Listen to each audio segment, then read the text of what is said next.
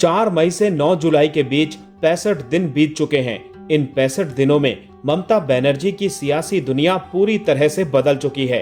ममता बनर्जी का पार्टी पर से कंट्रोल खत्म हो चुका है और फंड भी संकट में है। 4 मई को पश्चिम बंगाल विधानसभा चुनाव के नतीजे आए। चुनाव परिणाम ममता बनर्जी के लिए मुफीद नहीं रहे। 15 साल तक सत्ता में रहने के बाद उनकी पार्टी चुनाव हार गई। हालांकि पार्टी के 80 विधायक जीतने में सफल रहे। इसके बाद ममता बनर्जी ने नए सिरे से सियासत में पांव जमाने की घोषणा की। लेकिन पिछले 65 दिनों में 5 ऐसी घटनाएं हुई हैं जिन्होंने ममता बनर्जी की सियासी दुनिया बदल कर रख दी है। सियासत में नए सिरे से उठने का हुंकार भरने वाली ममता बनर्जी के सामने अब पार्टी, पैसा और पद बचाने की चुनौती है। इस वक्त ये तीनों ही संकट में हैं।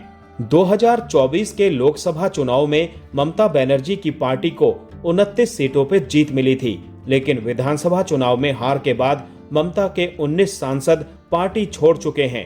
काकोली घोष दस्तीदार के नेतृत्व में 18 मई को तृणमूल कांग्रेस के 19 सांसदों ने लोकसभा स्पीकर ओम बिरला को पत्र लिखा। इस पत्र का खुलासा तब हुआ जब जून में इसकी आधिकारिक घोषणा हुई। काकोली घोष दस्तीदार के साथ तृणमूल के सांसद सुदीप बंदोपाध्याय, सायोनी घोष, यूसुफ पठान जैसे नेता हैं। वर्तमान में ममता बनर्जी के पास 8 लोकसभा के सांसद हैं। इनमें अभिषेक बनर्जी, महुआ मोइत्रा और कीर्ति झा आजाद का नाम शामिल है। बागी विधायक ऋतव्रत बनर्जी के नेतृत्व में 3 जून को तृणमूल विधायकों में टूट हो गई। करीब 70 विधायकों ने अलग गुट बना लिया। विधानसभा में इसे मान्यता भी मिल गई, जिसके बाद ममता बनर्जी के करीबी शोभन देव भट्टाचार्य से नेता प्रतिपक्ष का पद छीन लिया गया।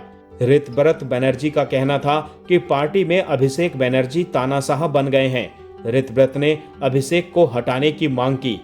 22 जून को ऋतव्रत बनर्जी गुट ने तृणमूल कांग्रेस पर दावा ठोक दिया।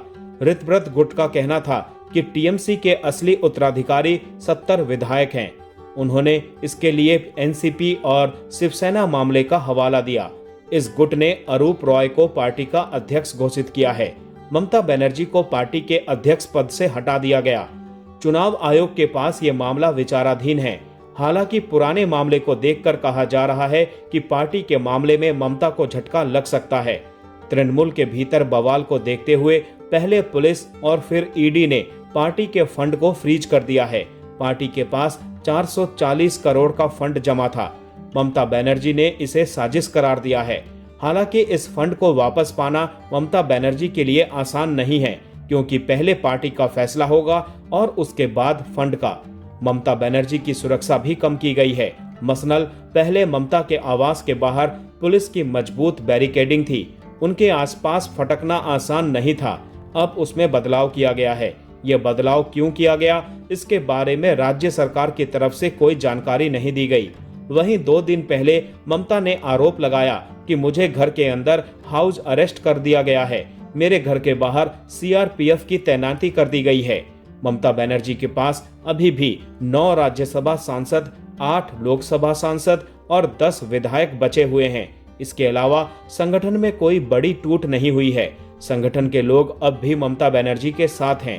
नॉर्थ बंगाल और मेदिनीपुर को छोड़ दिया जाए तो अभी भी ममता बनर्जी के पास मजबूत जनाधार है।